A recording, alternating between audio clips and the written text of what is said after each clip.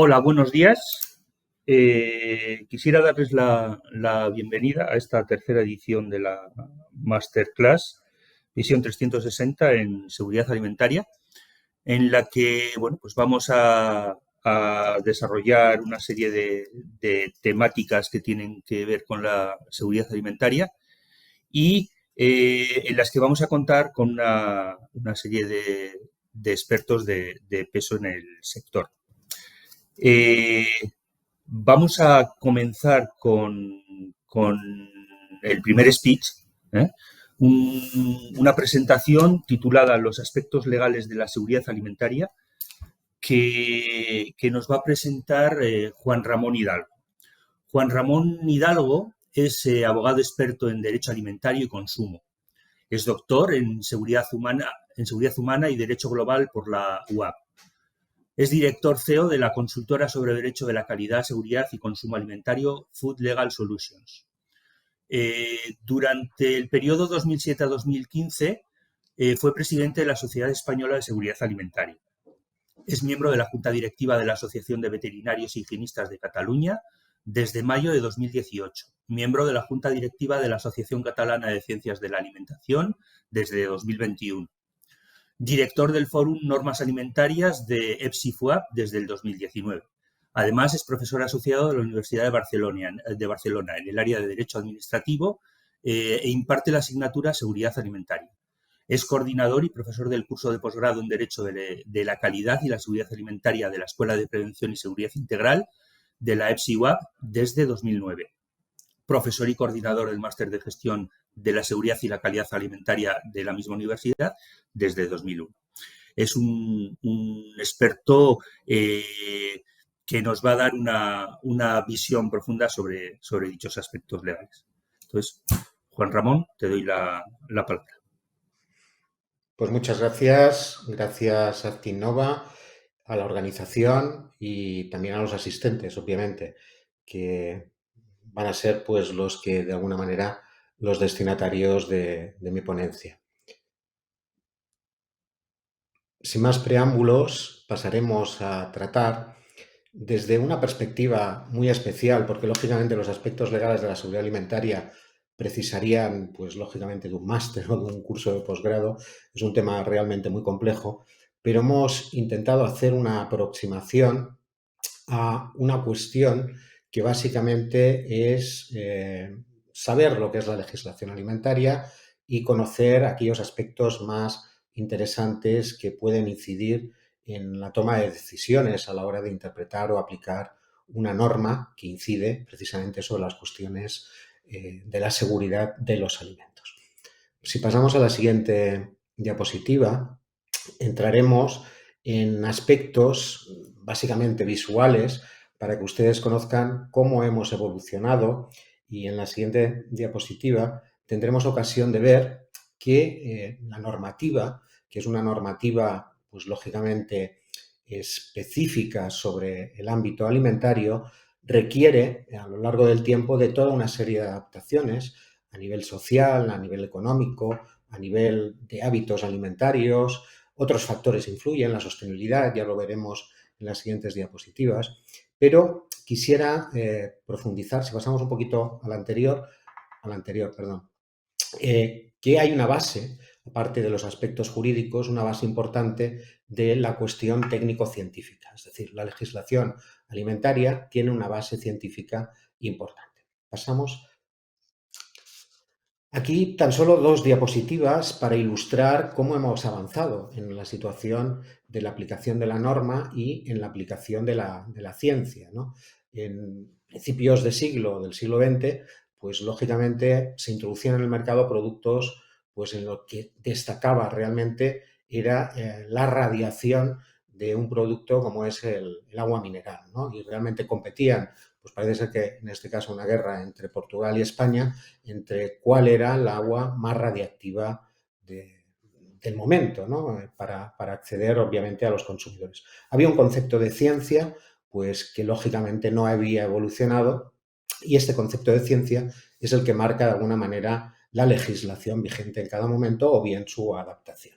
Pasamos a la siguiente y podemos ver en otro ámbito, en el ámbito por ejemplo, del consumo de determinados alimentos, como pueden ser las bebidas alcohólicas, que en los años 70 era una situación absolutamente admisible por la sociedad, y en la actualidad estamos ante una situación en que es totalmente prohibitiva. Incluso este tipo de anuncios pues tendrían algún tipo de consecuencias legales importantes, ¿vale? Pero era una situación habitual, una situación permitida por la norma, que nos lleva, pues lógicamente, a entender que la flexibilidad de la norma es uno de los aspectos más importantes.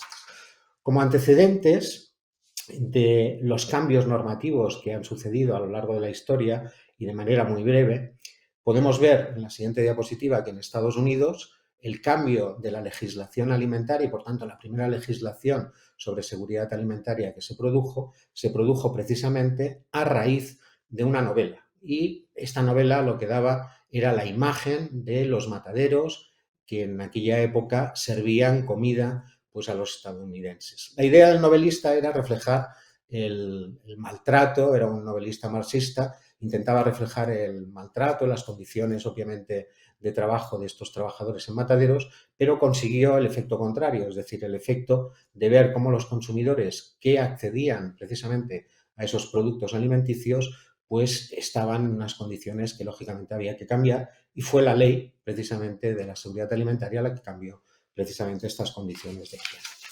Otros temas, en la siguiente diapositiva podemos ver que a veces determinan decisiones políticas importantes ante eventos o incidentes graves no intencionados, pues de gran, obviamente, repercusión a nivel de personas afectadas. Y esta cuestión pues se ha determinado no solo en países que evolucionaban hacia un sistema de seguridad alimentaria adecuado, sino también en países pues, que lógicamente estaban avanzados como Estados Unidos y que seguían teniendo brotes pues, de salmonela que afectaban a personas pues, de muy diferente índole, ¿no? Y obviamente numeroso.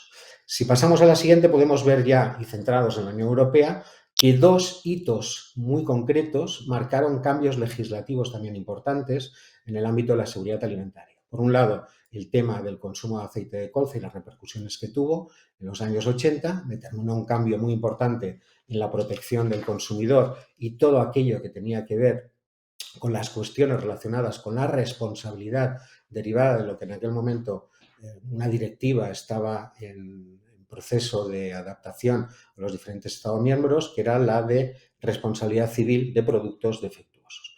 Las vacas locas lo que han determinado todo el proceso y toda la gestión que se realizó con posterioridad y el análisis de las causas de este tema, pues fue la adopción de un nuevo sistema jurídico que es el que tenemos actualmente en la Unión Europea. Pasamos a la siguiente y podemos comprobar que ya en la década de los 90 estas crisis alimentarias precipitaron de alguna manera todas las fases necesarias para tener al final un reglamento que es el que marcará el ámbito de los principios de la seguridad alimentaria, y que luego nos focalizaremos en el concepto de seguridad alimentaria y en el concepto de alimento seguro.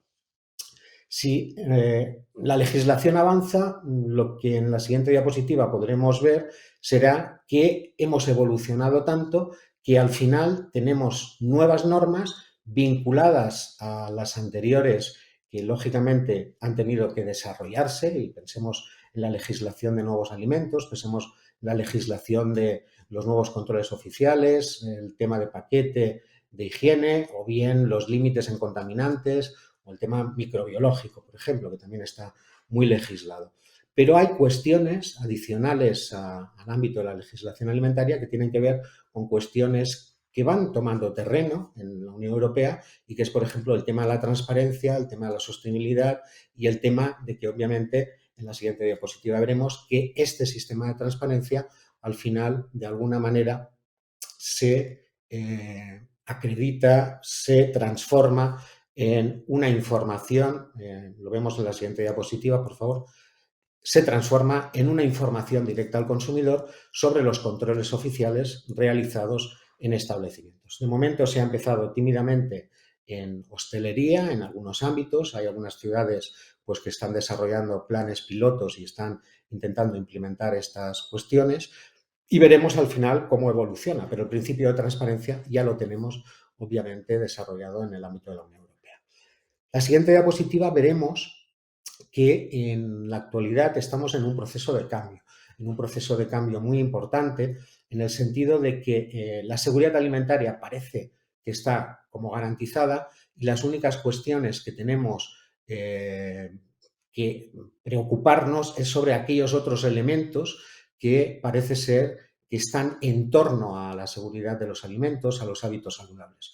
Como pueden ver en la parte derecha de la pantalla, se habla, perdonen, porque es una diapositiva que está en catalán, pero creo que se entiende bastante bien, es el nuevo sistema o el nuevo plan estratégico de alimentación en Cataluña 2021-2026, en que el ámbito de la seguridad de los alimentos queda diluido entre otros temas como puede ser la sostenibilidad, como puede ser el comercio justo o como pueden ser ámbitos de la ética o el nuevo valor que se le va a dar a los alimentos. Sin más preámbulos, entramos en el siguiente ámbito, que es el tema de lo que es la legislación alimentaria como tal y que hemos intentado introducir pues, aspectos para la reflexión. Siguiente diapositiva, por favor. Pasaríamos a la siguiente también, en la que los principios de la seguridad alimentaria establece lo que es el concepto propio de legislación alimentaria y que, por tanto, será el concepto que deberemos aplicar en todo el ámbito de la Unión Europea y que, como pueden comprobar, va vinculado al alimento como tal, al producto final y a la seguridad de los alimentos en particular, como en la siguiente diapositiva quiero dejar pues, patente. El elemento esencial, por tanto, de la legislación alimentaria es precisamente la seguridad de los, independientemente que van apareciendo otros ingredientes y otros factores que la van a hacer de alguna manera pues bueno, desarrollar en ese concepto evolutivo, flexible en el que estamos inmersos. La legislación alimentaria se aplica a lo largo de la cadena alimentaria, pero hemos de decir que incluso más allá de la cadena alimentaria, como veremos en otras diapositivas, en otras reflexiones que vamos a hacer en esta ponencia.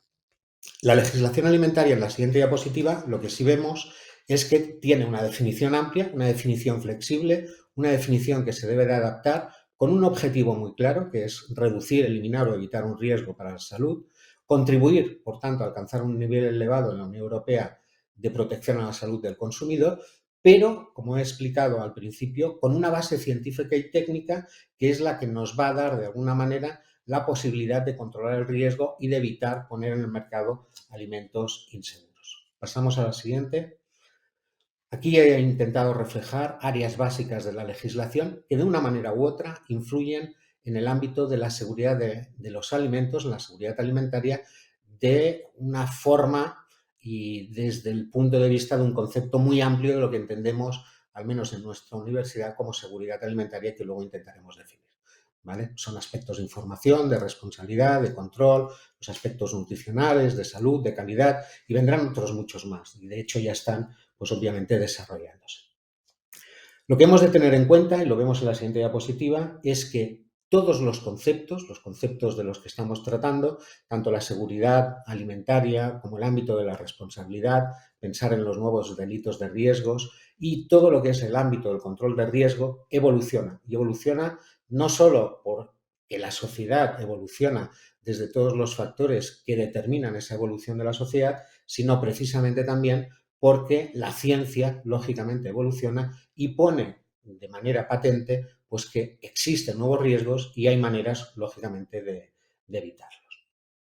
El derecho alimentario presenta en la actualidad, o ha necesitado, de una estructura que los que ya llevamos muchos años en legislación alimentaria de alguna manera demandábamos. Y ha sido precisamente una universidad de Holanda la que ha puesto de alguna manera pues límites a claridad a más de 7 y 8.000 normas de legislación alimentaria que de alguna manera se estaban manejando en el ámbito de la Unión Europea.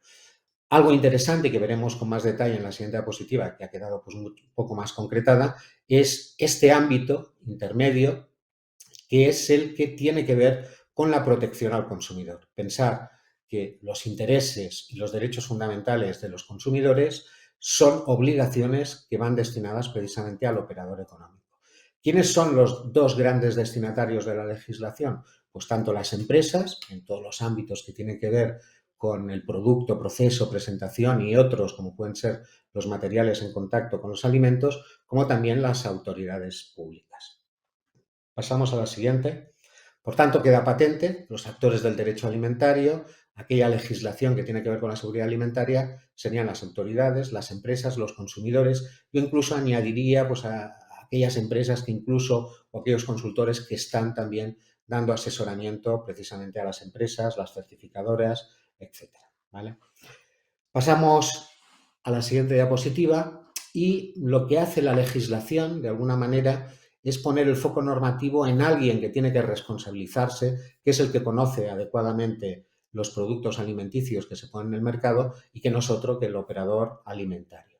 El responsable legal de la seguridad alimentaria, como podemos ver en la siguiente diapositiva y que fija obviamente el reglamento 178 del 2002, es precisamente quien se denomina, no es un nombre que precisamente me guste, explotador de empresas alimentarias y determina una obligación principal que es el cumplimiento de esta legislación alimentaria.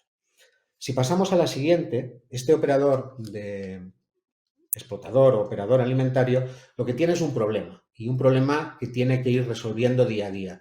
Tiene una serie de objetos, una serie de hechos, una serie de situaciones a los que tiene que obviamente cumplimentar o rellenar de contenido con las diferentes normas, reglas que se establecen para evaluar lo que es la seguridad alimentaria. ¿A qué problemas se enfrenta, lógicamente, el operador alimentario? El primero de todo es localizar la normativa. No todo está normatizado, no todo está regulado y por tanto veremos que hay reglas para que esta normativa de alguna manera se pueda cumplimentar, se le pueda dar contenido. Uno de los mayores problemas, y os lo digo como jurista, es el de interpretar la norma. Y una vez que esta norma ha sido interpretada, lógicamente aplicarla y aplicarla de manera correcta y que aquel que va a controlar la conformidad del cumplimiento de la norma esté de acuerdo con la interpretación que hemos hecho y con la aplicación que obviamente hemos dado. La situación se complica y se complica precisamente con la complejidad normativa cuando salimos de los ámbitos de la Unión Europea, por cuanto hay otros sistemas normativos fuera de la Unión Europea que determinan otras maneras de controlar lo que es la seguridad alimentaria. Si nos centramos en el concepto de seguridad alimentaria, el concepto es un concepto que no es propio, sino que es un concepto de un alumno. En la siguiente diapositiva lo tendréis y os lo dejaré para que lo tengáis también y se os traslade en la presentación. Vemos en la siguiente diapositiva este concepto de seguridad alimentaria, que es un concepto que no está regulado por la norma, sino que tenemos que extraer del contenido general de las normas que regulan los alimentos. Y en este caso tenemos tanto cuestiones que tienen relación con la protección de la salud y los intereses del consumidor, cuestiones que tienen que ver con las expectativas legítimas del consumidor de que el operador alimentario cumple con la normativa. Tenemos que ver que realmente una de las cuestiones importantes es que el alimento sea inocuo, es decir, que no afecte a la salud del consumidor. Y una cuestión importante, el traslado de información veraz, una información que sea eficaz para que el consumidor realice un consumo seguro, un consumo saludable de estos alimentos. Lo que se denomina la elección libre de los alimentos previamente informada y previamente trasladada al consumidor final. Otros factores influyen en el ámbito de la seguridad alimentaria, como pueden ser temas éticos, temas económicos, temas de derechos humanos. Hay muchas sentencias en la actualidad que van por este camino. La seguridad alimentaria, lógicamente, afecta a todos y todos los actores que están en el ámbito de la seguridad alimentaria deben de colaborar y deben de estar, pues lógicamente, hacia lo que es la transparencia, la comunicación de riesgos, la colaboración entre ellos cuando hay un problema de alerta sanitaria o incluso una crisis alimentaria importante. Y este nivel de colaboración, pues obviamente se hace patente en el concepto general de seguridad alimentaria. Si pasamos al concepto de alimento seguro, este sí que lo tenemos de alguna manera preestablecido en la legislación. Lo podemos sacar de los contenidos del Reglamento 178 del 2002. Un alimento que es conforme a normas es un alimento que presuntamente es seguro. Esto no quiere decir que lo sea en todas las ocasiones. La ciencia, la evidencia posterior de que produce determinados riesgos va a ser precisamente la que va a determinar si es seguro o no seguro. Por tanto, debemos tener en cuenta los dos conceptos claves. Pasamos a la siguiente diapositiva, que serán la inocuidad y la aptitud para el consumo, y esta conclusión que os traslado de que realmente un alimento conforme a normas no siempre va a ser un alimento seguro, porque va a evidenciar en un futuro, no siempre, pero en algunas ocasiones, que produce algún tipo de daños al consumidor y que determina pues, la posibilidad de producir determinados riesgos. A la hora de conceptuarlo, en la siguiente diapositiva lo que podemos ver es que un alimento seguro es aquel que es únicamente comercializable. Comercializable desde el punto de vista de que cumple la normativa y, por tanto, no es nocivo y es apto para el consumo humano. Y a la hora de evaluar precisamente esta seguridad del producto, en la siguiente diapositiva, y siempre dentro del marco del Reglamento 178, hemos de tener diferentes factores. Las condiciones normales de uso del alimento, todas las fases de transformación y distribución y la información de los riesgos ofrecidas al consumidor final. Luego incidiremos sobre esta cuestión de una manera pues, bastante rápida. Luego tenemos el factor inocuidad.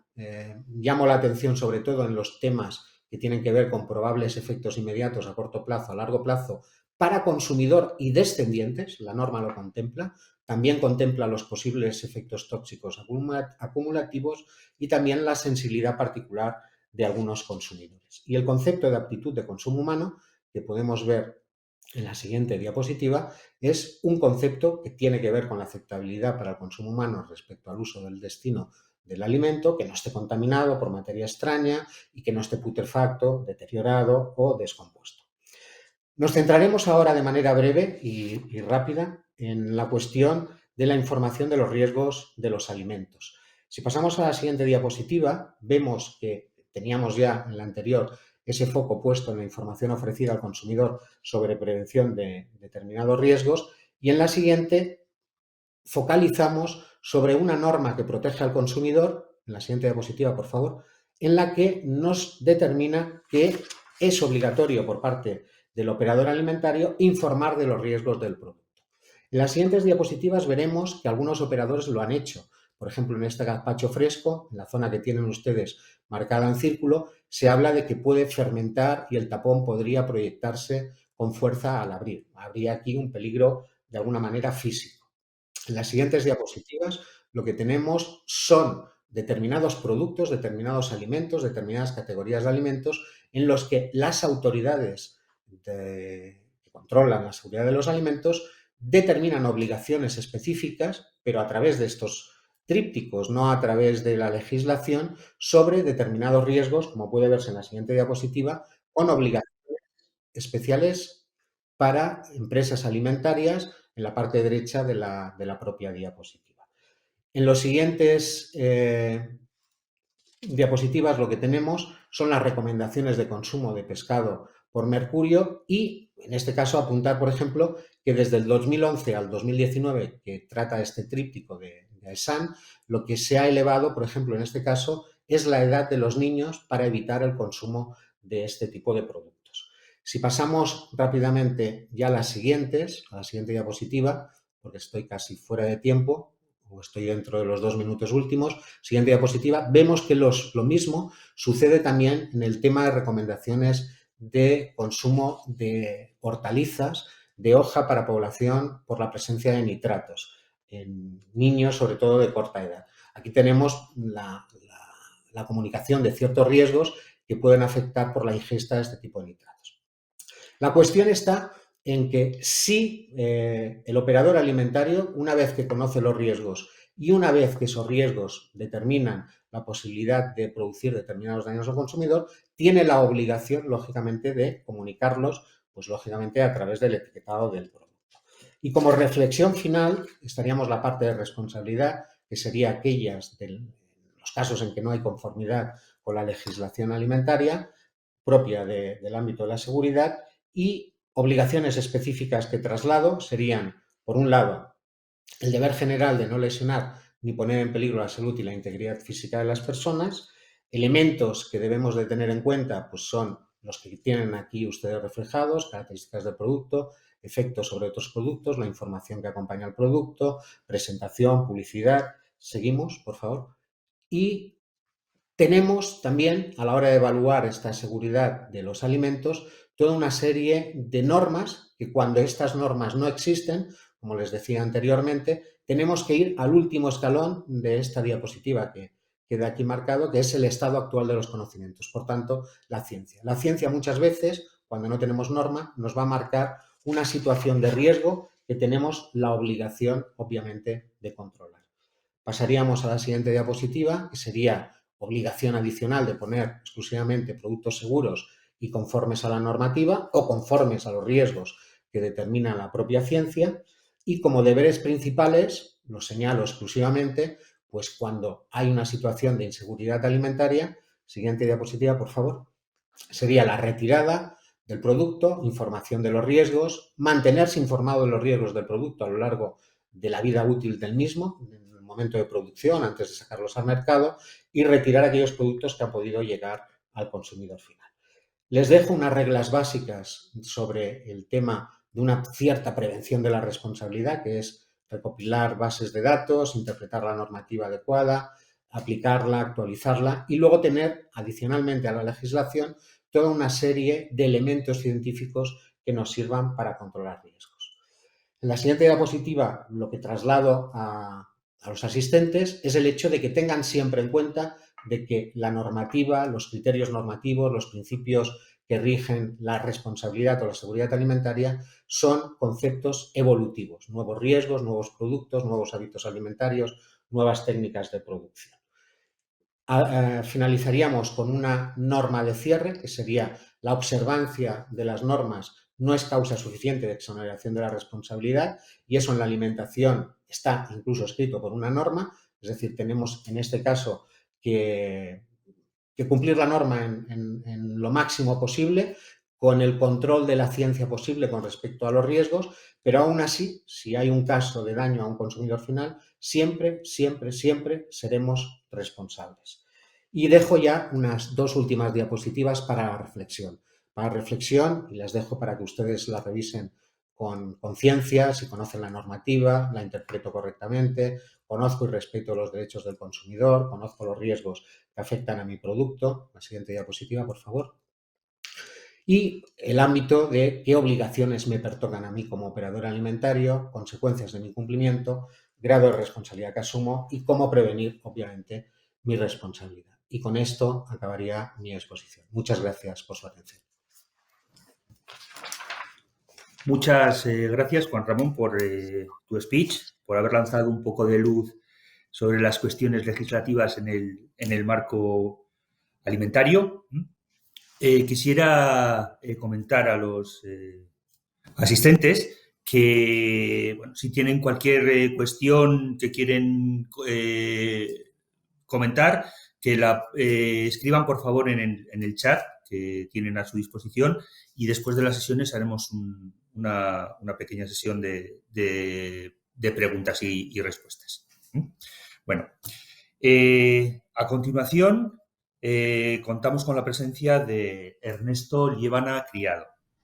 Ernesto nos va a hablar sobre la perspectiva europea sobre el seguimiento y la evaluación de riesgos de la resistencia a los antimicrobianos en la cadena alimentaria. Ernesto es cirujano veterinario con doctorado en microbiología y es miembro del Real Colegio de Patólogos del Reino Unido. Durante el periodo del 1991 a 2007 trabajó en el área de zoonosis y salud pública, primero como investigador postdoctoral en la División de Ciencias Veterinarias en el Departamento de Agricultura de Irlanda del Norte, y después como oficial investigador veterinario senior en los departamentos de Seguridad Alimentaria y Medioambiental y Patología en la Agencia de Laboratorios Veterinarios del Reino Unido, donde se dedicó a la caracterización y tipado de patógenos y el desarrollo de resistencias en diversas bacterias, Mycobacterium, Salmonella, E. coli, Enterococos. En 2007 se unió a la EFSA como oficial científico senior y en la EFSA se ha dedicado a la coordinación científica y la valoración de riesgos en el área de riesgos biológicos. Durante los últimos 7 años, hasta septiembre del año en curso, ha sido el jefe de la unidad de riesgos biológicos y contaminantes y después el jefe de la unidad de riesgos biológicos y salud y bienestar animal. En la actualidad es líder del equipo de BioAg. Su producción científica es muy prolífica. Dispone de 151 artículos peer review, en los que en 43 de ellos es el primer autor. Además de su labor investigadora, Ernesto ha realizado una actividad educativa, realizando múltiples actividades relacionadas con su actividad profesional en diversas universidades. Entonces, Ernesto, tienes la palabra. Muchas gracias y buenos días a todos. Es un placer estar con vosotros y coger esta oportunidad para presentaros un poco el trabajo que hace EFSA en el campo de la resistencia a los antimicrobianos. Para aquellos que no conozcan EFSA, es la Agencia Europea de Seguridad Alimentaria y se creó precisamente a raíz de una de las crisis alimentarias que el anterior ponente presentó, que es la crisis de las vacas locas. Somos un organismo que se dedica principalmente a dar consultoría científica, principalmente a la Comisión Europea, también al Parlamento Europeo o en algunos casos a las agencias ejecutivas de los Estados miembros, y en base a nuestros dictámenes y opiniones es lo que se utiliza para crear la legislación europea sobre seguridad alimentaria. El tema en el que voy a estar hablando hoy es el tema concreto de las resistencias a los antibióticos, a los antimicrobianos y la contribución en especial de la cadena alimentaria. Quizás este sea uno de los problemas más importantes en salud pública. La resistencia a los antimicrobianos es lo que se conoce como la pandemia escondida o silent pandemic. Y realmente hay un número muy significativo de muertes anuales que se producen en Europa y en el mundo debido a este problema. Evidentemente, en un tema tan complejo como la resistencia a los antibióticos no se puede trabajar de forma aislada, y esto es un concepto que ya llevamos aplicando muchos años, aunque recientemente se ha puesto muy de moda hablar de One Health. Es algo que durante más de 10 años llevamos haciendo en EFSA y trabajamos en conjunto con la Agencia Europea EMA, que regula los medicamentos a nivel europeo, y el Centro Europeo para Control y Caracterización de Enfermedades, el ECDC. De forma que cada uno recogemos datos diferentes. En el caso de EFSA recogemos los datos de resistencia a antimicrobianos que proceden de animales que se crían para el consumo humano y de los alimentos. Las otras agencias recogen datos o bien de consumo de antibióticos, como es el caso de la EMA, o bien de resistencias y consumo en humanos, como es el caso del ECDC. Y evidentemente trabajamos en un marco que está legislado de una forma muy concreta. Y como he explicado antes, esta legislación está basada siempre en el consejo científico dado por EFSA. En el caso, la primera parte de mi charla va a versar en torno a la monitorización de la resistencia a los antimicrobianos, y ya desde el 2014 llevamos con una norma específica que ha sido revisada recientemente en el 2020 con unas especificaciones técnicas producidas por EFSA y que ha resultado en una nueva decisión, en la que tenéis en la pantalla, 2020-1729, que establece los requisitos técnicos específicos que todos los Estados miembros en Europa deben utilizar para hacer esta monitorización. De forma que tenemos, en este caso, un buen compromiso entre las necesidades científicas y las capacidades de los Estados miembros, porque evidentemente cualquier actividad de monitorización requiere recursos y no tenemos recursos ilimitados. De forma que se hace la vigilancia en un ciclo bianual en el que cada año hay una población específica que en la cual nos centramos para la vigilancia. Como veis en la diapositiva, un año el énfasis está en las aves de corral, el año siguiente en cerdos y terneros, y así sucesivamente. Y a partir del 2021 se introdujo por primera vez el seguimiento y notificación de la resistencia en carne importada a la Unión Europea. Hasta entonces no teníamos idea de cómo estaba este tema. En esta diapositiva lo único que quiero es mostraros que tanto las poblaciones, Diana, como las bacterias, como el número de muestras, como dónde tomar esas muestras y cómo diseñar este muestreo está especificado en esta legislación que os he presentado. No es necesario, digamos, ir en detalle sobre cada uno de estos temas, pero en el caso de que estéis interesados, tenéis aquí absolutamente toda la información. De forma que esto provee un marco armonizado en el que todos los Estados miembros tienen que hacer exactamente la misma cosa, lo cual es muy bueno porque se pueden comparar los datos anualmente que recogemos y ver cuáles son las diferencias en el estado de las resistencias en los distintos países dentro de Europa. Anualmente producimos un informe de síntesis sobre la resistencia a los antimicrobianos en bacterias zoonóticas y bacterias indicadoras, en el que ponemos los datos de humanos, de animales y alimentos juntos en el mismo informe. Es un informe conjunto de EFSA y del ECDC con un enfoque One Health y en el que nos centramos principalmente en los antimicrobianos que tienen mayor importancia clínica en medicina humana. Hacemos un análisis de las tendencias temporales y también computamos una serie de indicadores clave que presentaré a continuación, además de hacer una revisión bibliográfica sobre riesgos potenciales emergentes. Algunos ejemplos del tipo de datos que recogemos en este informe. En este caso son los datos en referencia a Salmonella en animales y puedo resumir de forma muy rápida diciendo que aquellos antibióticos que son utilizados de forma muy frecuente en animales, como la ampicilina, la sulfonamida o la tetraciclina, normalmente encontramos siempre niveles de resistencia de moderados a extremadamente altos, dependiendo de la población animal, y suelen ser siempre mucho más altos en cerdos y pavos si los comparamos con lo que encontramos en gallinas ponedoras o aves de corral.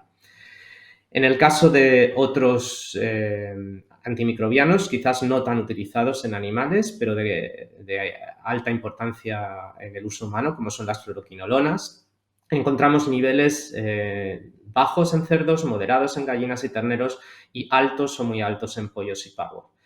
Estas son las malas noticias. Las buenas noticias es que los niveles de resistencia a cefalosporinas de tercera generación, que son medicamentos muy importantes para tratar especialmente infecciones creadas por gram negativos en humanos, los niveles son muy bajos o muy bajos, y cuando miramos a la resistencia combinada a fluoroquinolonas o a cefalosporinas de tercera generación, los niveles son también muy bajos o inexistentes.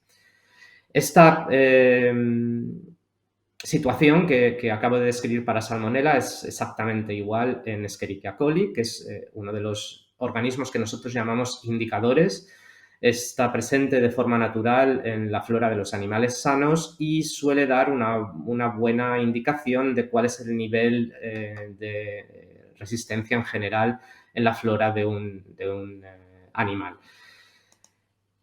Otro de los patógenos transmitidos por los alimentos que incluimos en nuestro reporte es Campylobacter. Y aquí muestro también un poco los resultados típicos que solemos encontrar. De igual forma, resistencia alta o extremadamente alta en antibióticos utilizados frecuentemente en estas poblaciones animales, como la tetraciclina. En este caso, lo mismo ocurre con las fluoroquinolonas y se debe principalmente a una utilización histórica de este tipo de medicamentos en animales, de forma que, aunque recientemente se ha hecho un gran esfuerzo, como veréis, en reducir el consumo de antibióticos en animales, digamos que el impacto en los niveles de resistencia o la mejora o la disminución de los niveles de resistencia no es inmediata. Hay una especie de inercia y parece ser que las poblaciones bacterianas mantienen durante un cierto número de años todavía indeterminado esta resistencia que adquirieron debido al uso en el pasado. De igual forma, las buenas noticias son que las resistencias a otro tipo de antibióticos, como eritromicina o como gentamicina, son bajas o muy bajas.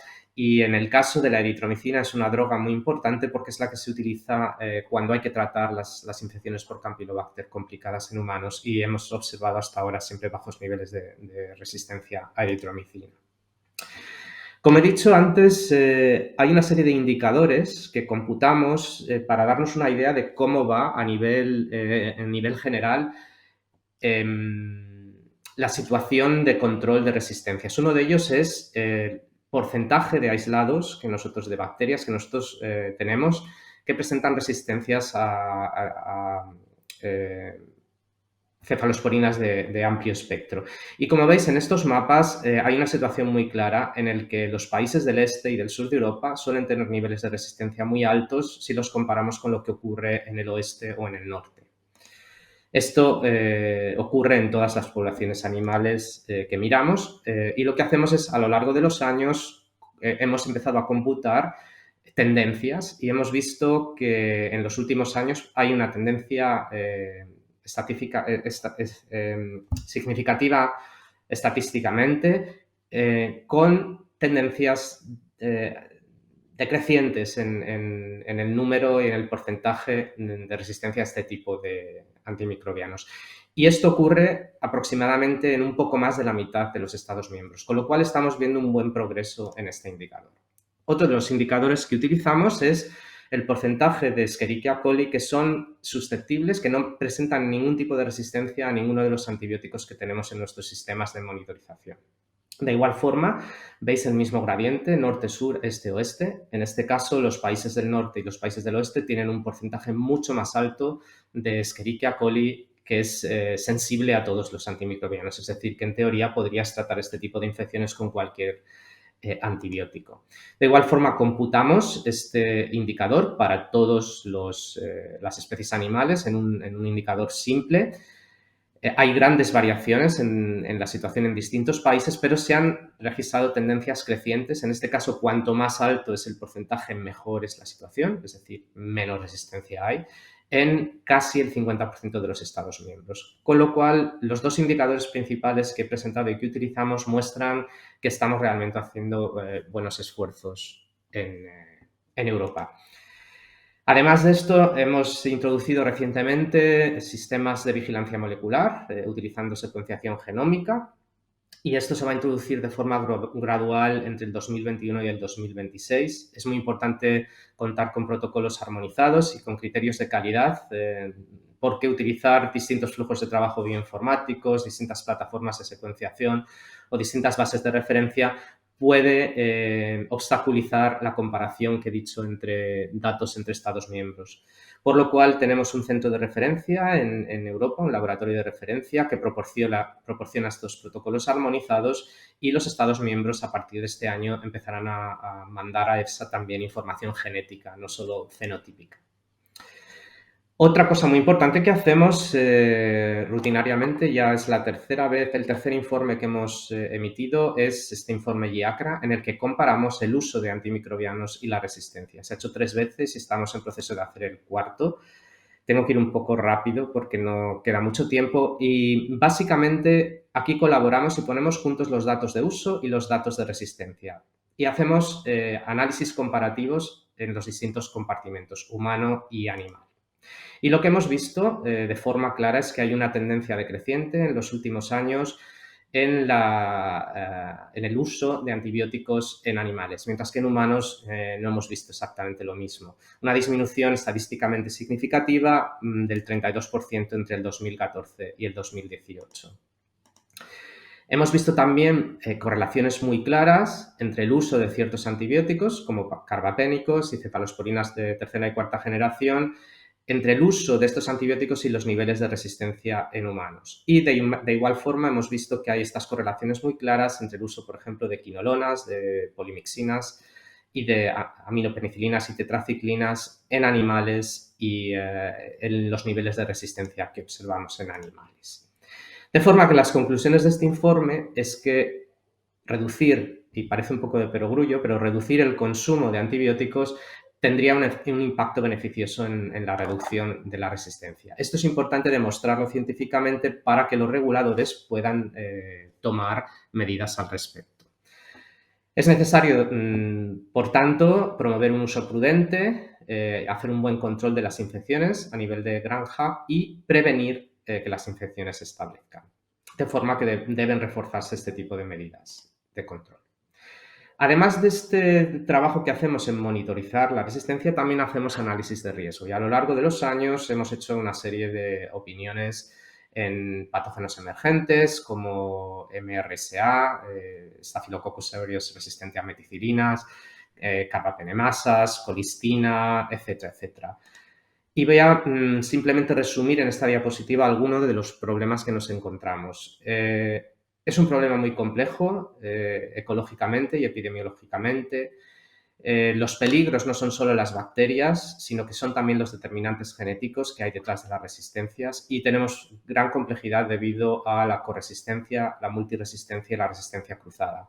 Hay muchas vías de adquisición de resistencia posibles, no solo son los alimentos, pero también el contacto directo con los animales, el contacto con el medio ambiente y el contacto de persona a persona. Y a veces es muy difícil encontrar cuál es la vía más importante. Tenemos también viajes alrededor del mundo, las personas nos movemos e importamos alimentos, esto es importante saberlo. Tenemos escasos datos sobre el número de bacterias, todo lo que he presentado anteriormente es sobre la presencia-ausencia, pero no sabemos exactamente qué porcentaje de la población de bacterias es resistente. Hay distintos hábitos de consumo en los distintos tipos de consumidores. También tenemos datos insuficientes sobre la supervivencia de las bacterias resistentes en las distintas fases de la cadena alimentaria, complejas, relaciones dosis-respuesta, variabilidad en los sistemas de producción de alimentos. Todo esto hace que el realizar un análisis cuantitativo de riesgos sea muy difícil y muchas veces tenemos que hacerlo solamente de forma cualitativa. Como he comentado antes, es muy importante enfatizar la reducción del uso de antibióticos y a tal efecto EMA y EFSA publicaron hace un par de años una opinión, la que llamamos RONAFA, en la cual concluimos una serie de medidas en 3 compartimentos: reducir, reemplazar y repensar. Por ejemplo, el establecimiento de objetivos de consumo, reemplazar los antibióticos con otra serie de productos como ácidos orgánicos, probióticos, bacteriófagos, etcétera, y repensar cómo criamos a nuestros animales, cómo los manejamos, cómo hacemos que sean menos susceptibles a la enfermedad, es muy importante. También recientemente nos hemos embarcado en una opinión que se publicó el año pasado en el papel del medio ambiente, en la transmisión de las resistencias a antibióticos, y se hizo un análisis exhaustivo de los sistemas de producción de alimentos de origen vegetal, viendo que la materia fecal en fertilizantes y en el agua de riego es un problema. Lo mismo en animales terrestres, principalmente por introducción por la gente que trabaja en las granjas y por los piensos, y en acuicultura, siendo el agua la principal vía de transmisión al estar contaminada con material fecal humano y animal. Y también dimos una serie de opciones para mitigar estos riesgos. Acercándome al final, también EFSA recientemente ha dado una serie de dictámenes sobre los niveles máximos de contaminación cruzada en piensos medicados. Los piensos medicados y no medicados se producen en las mismas fábricas y la presencia de residuos puede ser un problema que favorece la selección de resistencias. Con una metodología muy sofisticada que está presente en una serie de opiniones, llegamos a establecer este límite máximo de residuos que debería ser aplicado. Y ahora la Comisión está pensando en cómo legislar sobre estos valores. Llegando a las conclusiones finales, es muy importante tener esfuerzos para recopilar datos de forma exhaustiva y de forma armonizada, con esquemas de muestreo que sean representativos para todas las especies y compartimentos en cuestión. Es muy importante utilizar nuevos enfoques moleculares, como la secuenciación genómica completa, para ayudar en la identificación del origen. Las asociaciones entre el uso y la resistencia, con los ejemplos que he dado, son claras, pero es a veces muy difícil probar la causalidad. Tenemos varios ejemplos de medidas de control que son muy exitosas en algunos de los Estados miembros, sobre todo en el establecimiento de objetivos máximos de consumo. Y como he explicado, las preguntas de los gestores de riesgo a menudo requieren respuestas rápidas, mientras que la estimación de riesgos cuantitativa necesitan años para completarse, suelen tener incertidumbres asociadas grandes y necesitan muchas suposiciones. Y con esto os invito a ir a nuestra página web donde están todas las opiniones que he mencionado o poneros en contacto conmigo en caso de que tengáis algún tipo de duda y estaré encantado en solucionarla. Muchas gracias.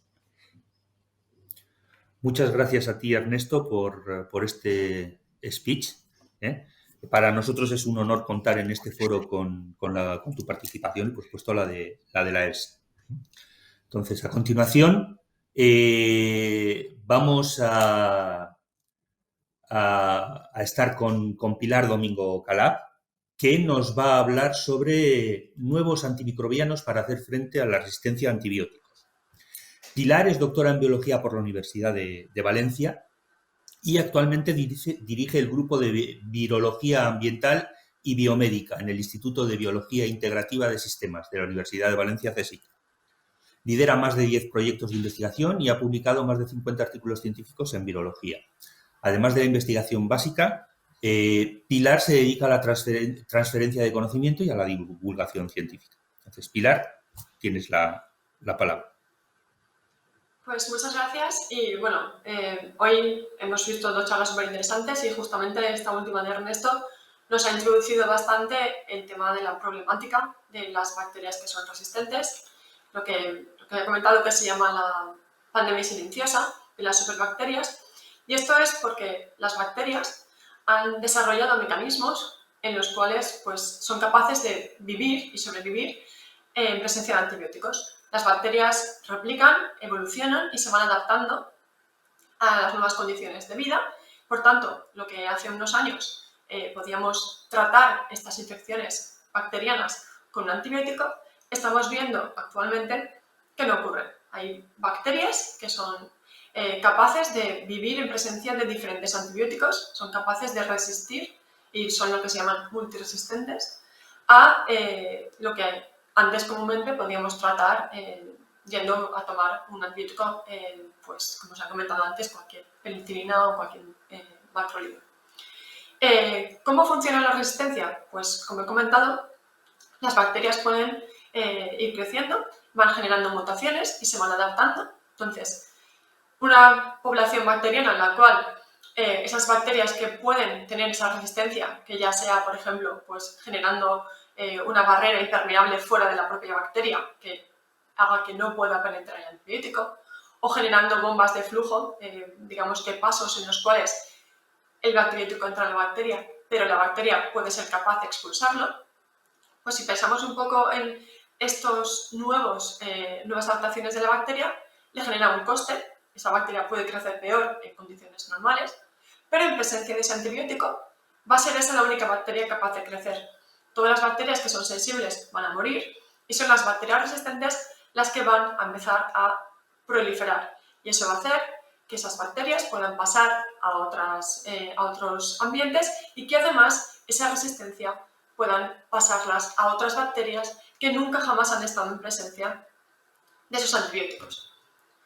El problema que tenemos es que desde hace más de 30 años no se están desarrollando nuevos antibióticos. Sí que es verdad que desde que se descubrieron se han ido poco a poco desarrollando nuevas tendencias, nuevos antibióticos que se van modificando y realmente han salvado y siguen salvando muchas vidas, pero las bacterias han sido capaces en muy poco tiempo, y dependiendo de la clase de antibiótico, a generar esa resistencia. Y eso hace que realmente a día de hoy sea un problema bastante grave a nivel mundial. De hecho, en todos los países a nivel mundial existen lo que son las jornadas, o bueno, hay planes de resistencia a antibióticos, y de hecho justo la semana que viene es la semana para el uso prudente de antibióticos, y el día 18 de noviembre es el día del uso prudente. Y desde aquí también, bueno, pues quería mencionar que desde el Ministerio de Salud, de Sanidad español, sí que se van a hacer iniciativas en las cuales se va a intentar hablar un poco de esa problemática de la resistencia antimicrobiana. Como bien ha comentado Ernesto, la aproximación que debemos hacer para intentar luchar y combatir estas resistencias es una salud global o One Health. Como se ha comentado, estamos haciendo focalización en lo que serían pues, la ganadería y después el producto en la alimentación, pero cabe destacar que estas bacterias multiresistentes van a pasar a lo largo de todos los ecosistemas. Está claro que a nivel de humanos pues, genera un problema grave porque realmente está, como luego veremos, causando muchas muertes y eso está haciendo que al final esas bacterias, esa presión que nosotros usamos al tomar antibióticos y sobre todo el mal uso de los antibióticos, lo que hacemos es que realmente no erradicamos de forma completa a la población, sino que fomentamos ese crecimiento de esas bacterias que son resistentes, que después, pues yendo al baño o de cualquier forma, pasan a las aguas fecales, pasan al final al ambiente, a aguas de riego, pasan por ganadería, agricultura, obviamente animales salvajes, todo lo que son roedores, pájaros salvajes e incluso animales de compañía. Y de hecho, la problemática de la resistencia en humanos está muy clara, pero también ha quedado patente tanto en animales como en plantas. Y hay que ejercer nuevas formas de biocontrol. Y estas aproximaciones debemos hacerlas todas, pues como se ha comentado, desde una ligación entre diferentes estados y entre diferentes agencias, como puede ser la EFSA, la EMA u otras de otros países en los cuales realmente se necesita una aproximación multidisciplinar y que realmente aborde un problema que ocurre en todo el mundo. A nivel humano está muy claro porque realmente el último estudio demuestra que solamente en el 2019 más de 1 millón de personas murieron de forma directa por unas bacterias que sean resistentes, que no tienen tratamiento. La primera bacteria es Escherichia coli. Ya se ha comentado también que tiene mucha importancia en salud animal y en alimentación, pero es que Escherichia coli es una bacteria que también es comensal nuestro, comensal de animales, vive en cualquier sitio y muchas de las Escherichia coli son buenas. ¿Qué ocurre con los tratamientos antibióticos? Pues son muchos de ellos de amplio espectro y van a también modificar esa microbiota. Si hablamos a nivel de humano, está claro y todos conocemos que, por ejemplo, en nuestro intestino pues, tenemos ciertas bacterias que son buenas.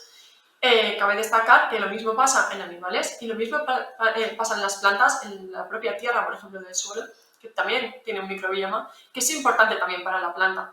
Por tanto, visto que estamos requiriendo alternativas a antibióticos porque las bacterias no son capaces de morir frente a esos antibióticos, es importante desarrollar nuevos tratamientos que sean, a poder ser muy específicos de esa bacteria patógena de interés y que sean económicamente factibles, obviamente, y además seguros ecológicamente, porque también vamos hacia una aproximación de intentar reducir ese impacto ambiental e intentar utilizar moléculas o tratamientos que realmente ayuden también al medio ambiente.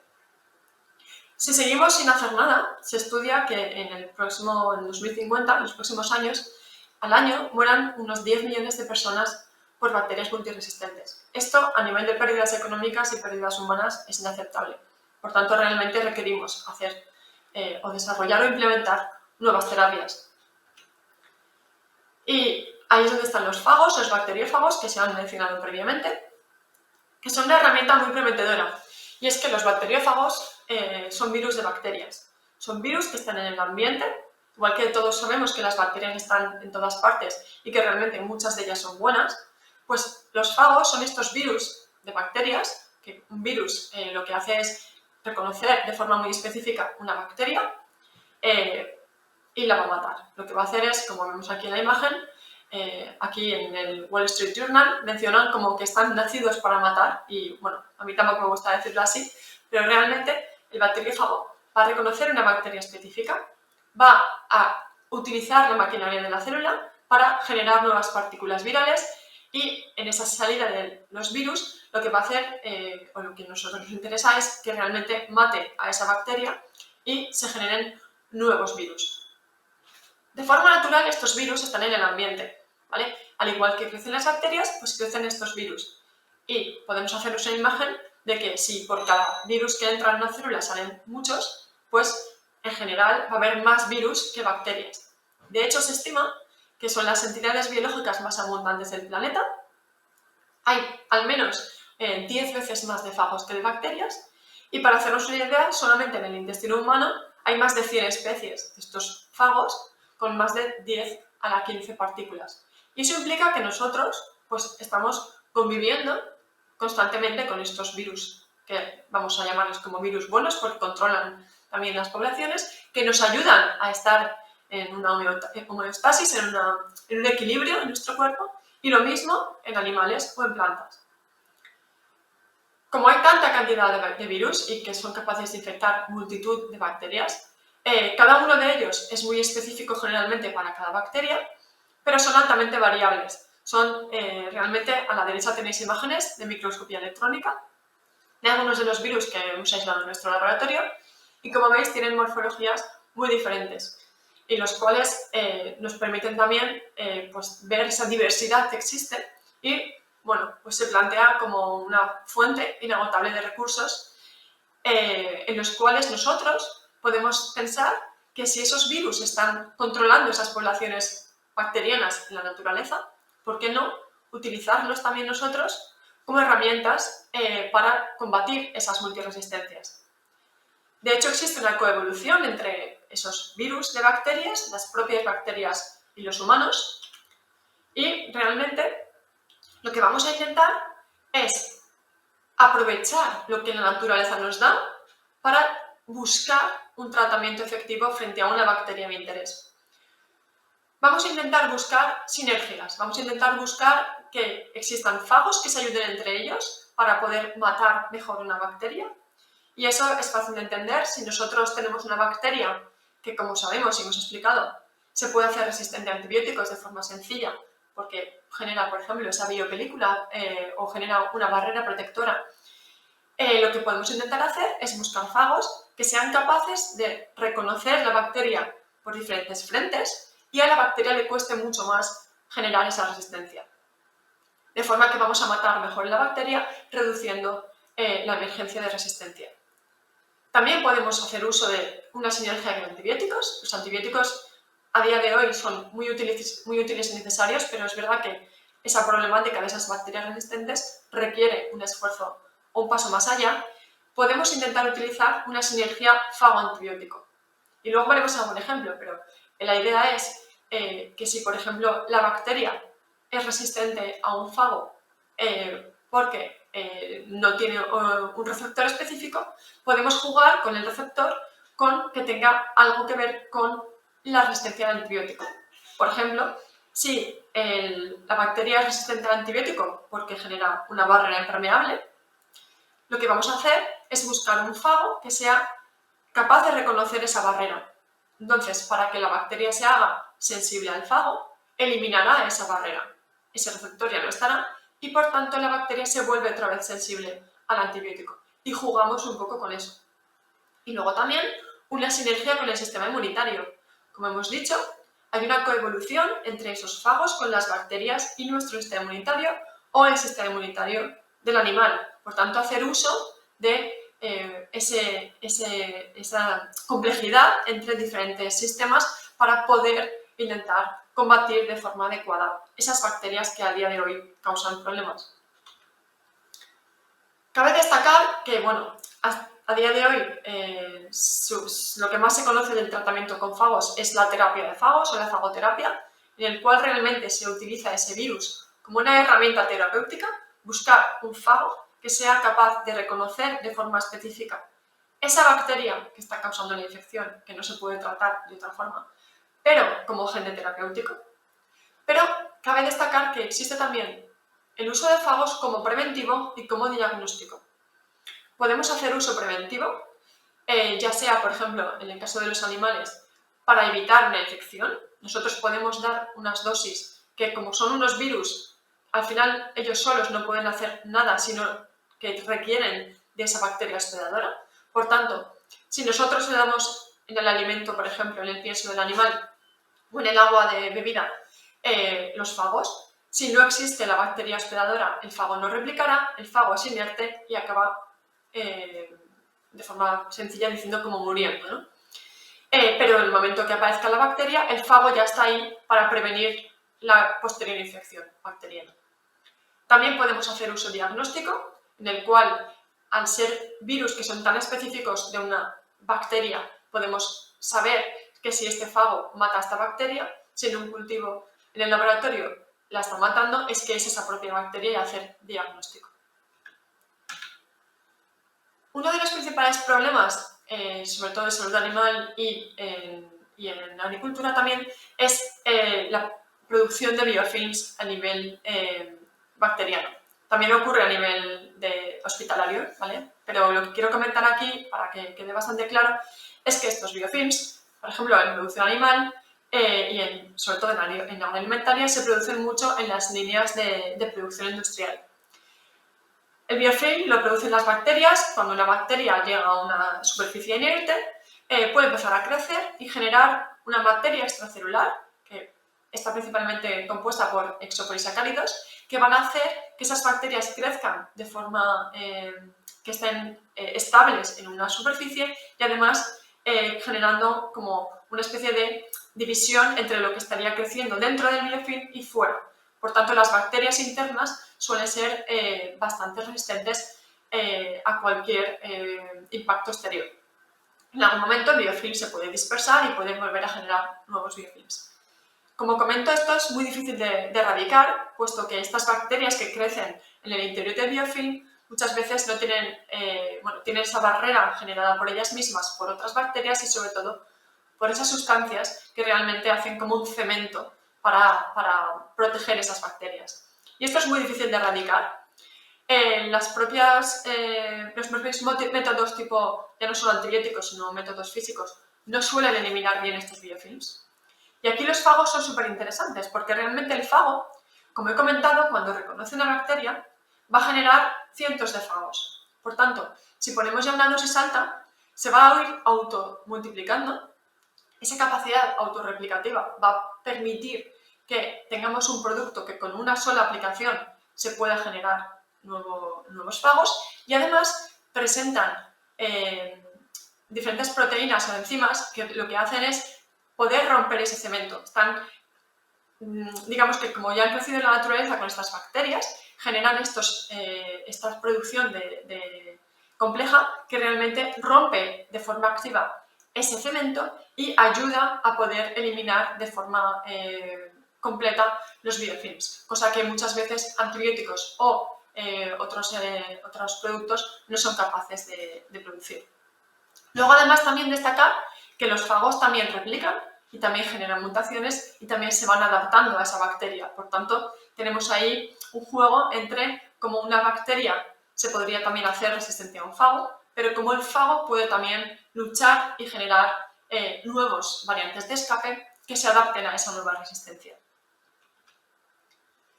En biomedicina hay ejemplos claros de cómo realmente se puede utilizar el uso de fagos en combinación de antibióticos para luchar contra estas bacterias resistentes. Y aquí tenemos un ejemplo de un fago que se ha utilizado a nivel de caso compasivo en un paciente que está infectado con Pseudomonas aeruginosa y que el hecho de añadir el fago en combinación con el antibiótico lo que ha hecho es que la bacteria, al eliminar el receptor del fago, que en este caso era una bomba de flujo, lo que he comentado de que la bacteria es capaz de expulsar el antibiótico, en este caso buscamos un fago específico que reconozca esta bomba de flujo y lo que ocurre es que la bacteria se vuelve sensible al antibiótico ya que no es capaz de expulsarlo. Y buscamos este tipo de sinergias, estas combinaciones para realmente poder eliminarlo. Y en este caso, una sola administración del fago fue capaz de erradicar completamente a la comunidad de Pseudomonas aeruginosa en este paciente. Esto ocurre también en biocontrol. Podemos utilizar los fagos para el uso en la industria alimentaria. Y se ha utilizado desde la propia fagoterapia al animal, igual que la terapia en humanos, usar a animales. Realmente, animales que han sido tratados con antibióticos que no han funcionado se pueden tratar con algún producto basado en fagos. En este caso también lo interesante es hacer un uso preventivo. Como he comentado, siempre va a ser mejor intentar evitar esa colonización, por tanto se puede utilizar en propia comida del animal, en el agua de bebida, para intentar reducir esa colonización por parte de bacterias patógenas. También se puede utilizar como biosanitizantes para poder reducir esos cementos bacterianos a lo largo de la cadena de control, a lo largo de las propias granjas, pues que muchas veces estos patógenos bacterianos están presentes en la propia granja, pues se podría utilizar de forma que podríamos hacer una esterilización de la propia granja para reducir así la prevalencia de las propias bacterias y reducir que las aves, en este caso por ejemplo, queden contagiadas por estas bacterias. También se puede utilizar como biocontroladores o como biopreservantes. Realmente hay productos, como ahora veremos, en los cuales se basan en el uso de fagos para reducir estas infecciones bacterianas e incluso en el propio envase. Vamos a poder tratar de generar envases que ya tienen productos basados en fagos que reducen la posterior contaminación del producto final. Y esto ocurre a nivel de industria láctea, de industria de aves, de cualquier cárnica, incluso piscifactorías o en agricultura. Y aquí tenemos algunos de los ejemplos, y no es por hacer publicidad, pero es como la empresa que más productos presenta en el mercado con productos basados en fagos. En este caso os comento Salmonella, que es uno de los principales patógenos, como os ha comentado previamente. Pero esta empresa también tiene productos para la lucha contra coli y la lucha contra Campylobacter, contra coli y contra listeria, perdón. Realmente son productos que, como veis, se pueden sprayar sobre el producto final, en el cual existen fagos que van a ser capaces de eliminar a lo que sería la bacteria que pueda estar creciendo en estos alimentos. Y básicamente, digamos que también se puede utilizar ya no solo en un producto final, sino en envasado, como he comentado, o incluso como método de limpieza en las líneas de producción, que también es muy importante, puesto que estas bacterias pueden generar también problemas a nivel de las líneas de producción. Y muchísimas gracias. Muchas gracias a ti, Pilar, por tu intervención. Bueno, pues a continuación vamos a pasar a un turno de preguntas. Sí. Creo que mi compañera Eneka... Sí, Eneka.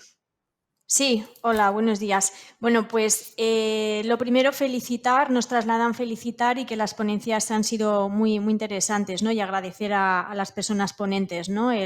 Las explicaciones pertinentes. Hay una pregunta en concreto para Ernesto Liébana, es que además de buscar alternativas al empleo de antibióticos, se está trabajando también en el desarrollo de nuevos antibióticos que sí sean eficaces frente a las bacterias resistentes a los antibióticos tradicionales?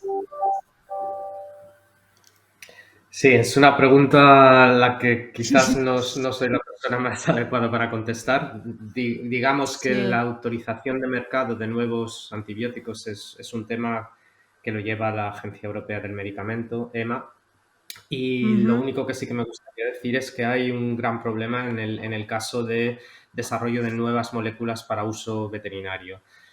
No es un campo atractivo. Evidentemente, todos sabemos que en cuanto una nueva sustancia se pone en el mercado es cuestión de meses, años para que aparezca resistencia, y digamos que tienes que invertir mucho dinero para poner en el mercado un medicamento que quieres que se utilice muy poco, con lo cual el concepto de producción de un medicamento para la industria farmacéutica no es el mejor como para garantizar que haya alguien que invierta en ello. Y además las nuevas moléculas de forma lógica se utilizarían siempre preferentemente en humanos y no en animales. Todos estos son grandes problemas para el uso de nuevos antibióticos. Es por ello que otras sustancias, pues como los bacteriófagos, probióticos, nuevas vacunas, inmunización pasiva, son alternativas quizás más atractivas para la industria en este momento. Gracias. Vale. Ahora pregunta para Pilar. Has comentado que se pueden dar sinergias, ¿no?, entre fagos y antibióticos o fagos y sistema inmunitario, ¿no? Entonces, ¿podrían darse también el efecto contrario, antagonismo? Sí, también se han visto y de hecho muchas veces lo que se utiliza es cócteles de fagos en los cuales unimos diferentes fagos para que hagan un efecto mejor, digamos, pero todo esto hay que testarlo anteriormente en el laboratorio porque a veces un fago puede hacer que otro fago no pueda infectar. Existen ciertas combinaciones en las cuales puede haber un antagonismo. También podría ocurrir con el caso de los antibióticos, pero es menos común. Realmente el fago va a intentar luchar contra la bacteria y lo peor que podría pasar es que el fago no funcione. Pero entonces por eso lo testamos en el laboratorio para buscar realmente un fago que sea capaz de infectar de forma que mate la bacteria de forma adecuada. Muy bien, entendido. Y luego también nos trasladan si parece ahora que los fagos no es la varita mágica, ¿no?, frente a las resistencias, pero su uso tiene riesgo asociado o posibles efectos secundarios. ¿Efectos secundarios en el paciente te refieres o en el propio animal? No lo especifican, pero puede ser, me imagino, igual para humano. Bueno, no sé si igual puedes explicar las dos. Sí, a ver, el hecho está en que nosotros estos fagos nos aislamos del ambiente. Realmente no estamos haciendo nosotros por lo menos no estamos haciendo ingeniería genética, no son organismos genéticamente modificados, es algo que cogemos del ambiente y lo volvemos a dejar en el ambiente, con lo cual lo que sería un efecto secundario ecológico como tal no tendría, porque solo va a intentar combatir esa bacteria patógena. De hecho, intentamos buscar pues un fago que infecte una coli patógena y no una coli comensal, ¿vale? Estamos yendo hacia una terapia muy de precisión, ¿vale? Muy personalizada. Sí. En el como caso efecto de Diana, ¿no?, digamos. Exacto. Como efecto Diana. Sí, sobre todo ahora que es súper importante mantener la homeostasis microbiana y mantener, pues eso, una buena... bueno, bacterias ya no solo en el intestino, sino a nivel de microbioma en la planta o en el animal. Como efectos secundarios, en el propio, por ejemplo, humano o en un animal, en el caso de que todo eso va a depender mucho del sistema de administración. Una administración, por ejemplo, nebulizada para el caso de una infección pulmonar, pues tiene poco efecto porque al final el fago como tal no va a pasar mucho a sangre. Sin embargo, una administración intravenosa para otro patógeno que requiera de una administración endovenosa, sí que va realmente el fago a estar circulando por sangre, va a estar el sistema inmunitario capaz de poder intentar luchar contra este nuevo virus que va a aparecer, pero sí que es verdad que nosotros ya tenemos fagos en nuestra sangre, ¿vale? O sea, se han hecho estudios de viroma en sangre y se ve que lo que más hay a nivel de virus son fagos. Por tanto, no existe digamos que una respuesta inmunitaria directa al fago como tal.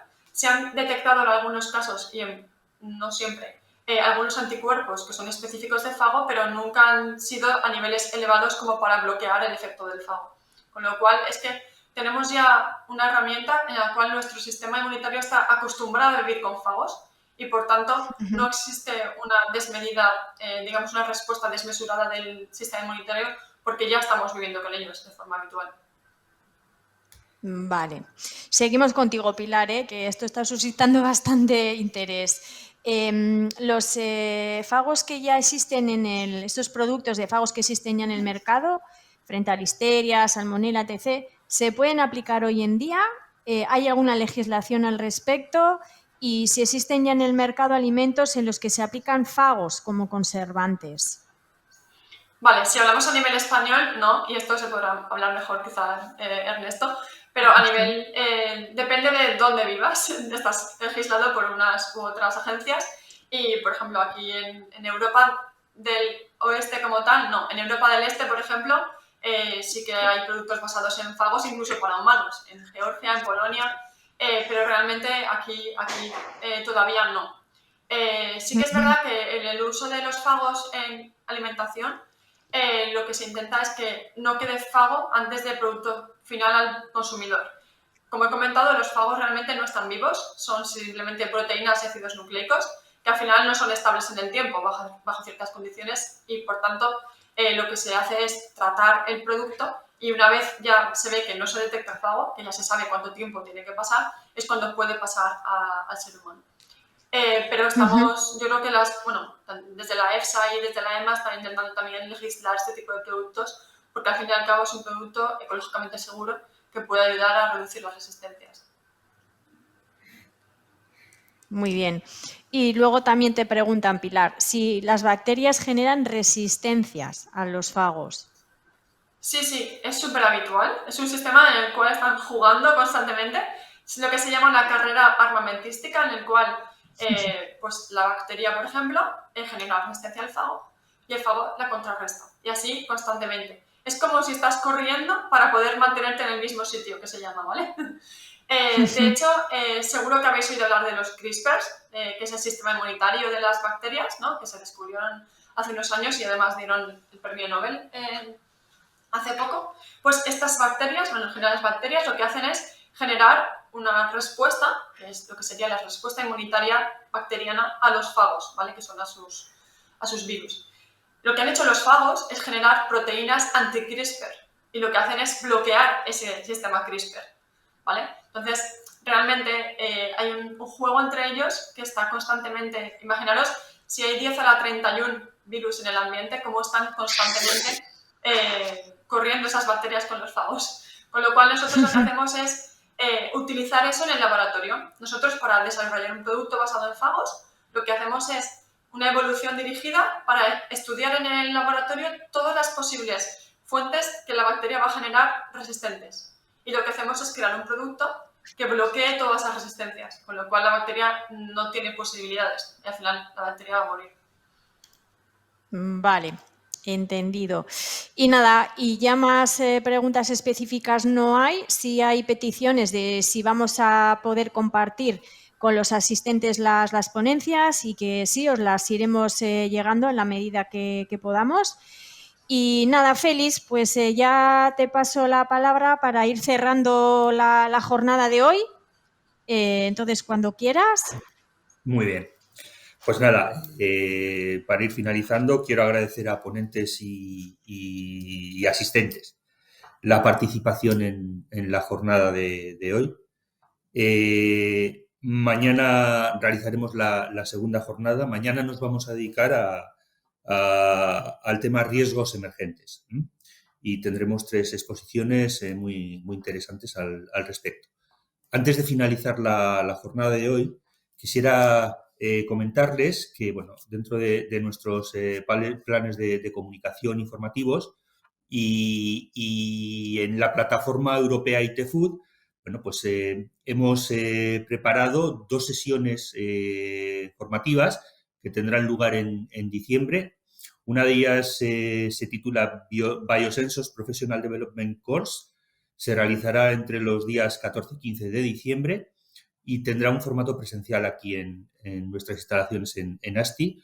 Y luego realizaremos los días 15 y 16 del mismo mes de diciembre una formación online titulada Training Session DNA Analysis, Fast and Portable Methods, en la cual, bueno, pues explicaremos y se podrá ver cómo se realizan analíticas basadas en la caracterización de ADN.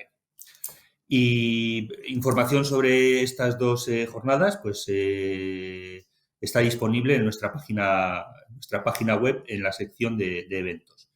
Sin más, pues agradecerles de nuevo su participación y asistencia y bueno, emplazarlos a la segunda jornada, a la segunda reunión, que será mañana a partir de las 10. Muchas gracias.